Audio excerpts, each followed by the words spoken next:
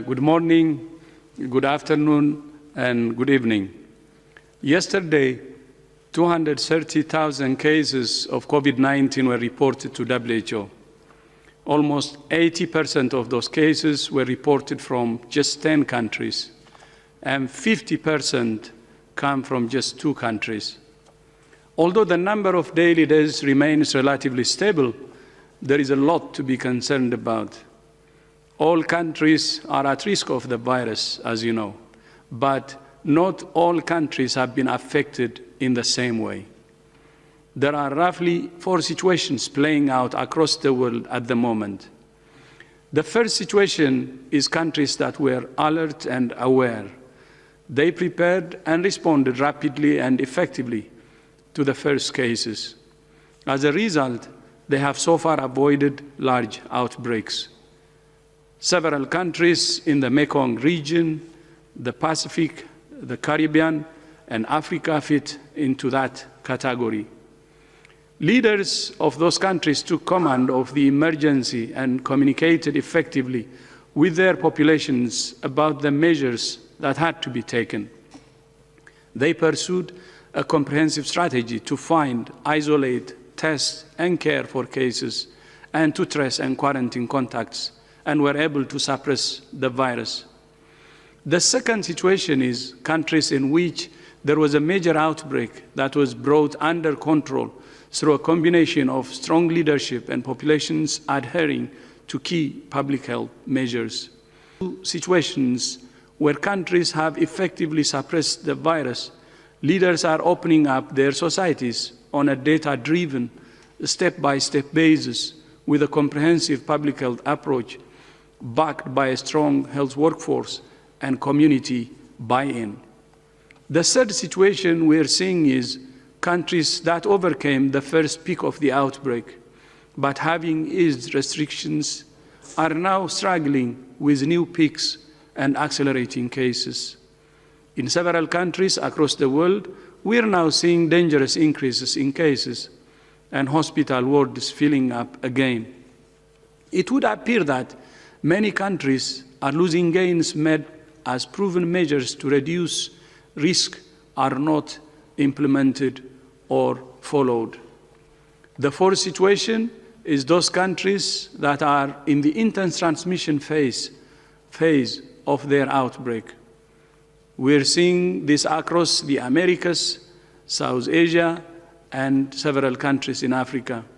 But we know from the first 2 situations that it's never too late to bring the virus under control, even if there has been explosive transmission.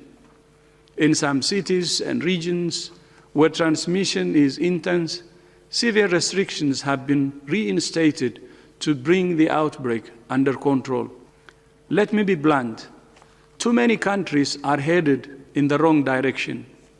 The virus remains public enemy number 1. But the actions of many governments and people do not reflect of this.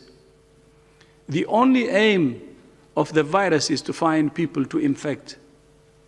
Mixed messages from leaders are undermining the most critical ingredient of any response: trust. If governments do not clearly communicate with their citizens and roll out a comprehensive strategy focused on suppressing transmission and saving lives, if populations do not follow the basic public health principles of physical distancing, hand washing, wearing masks, coughing etiquette, and staying at home when sick, if the basics aren't followed, there is only one way this pandemic is going to go. It's going to get worse and worse and worse. There are no shortcuts out of this pandemic. We all hope there will be an effective vaccine, but we need to focus on using the tools we have now to suppress transmission and save lives.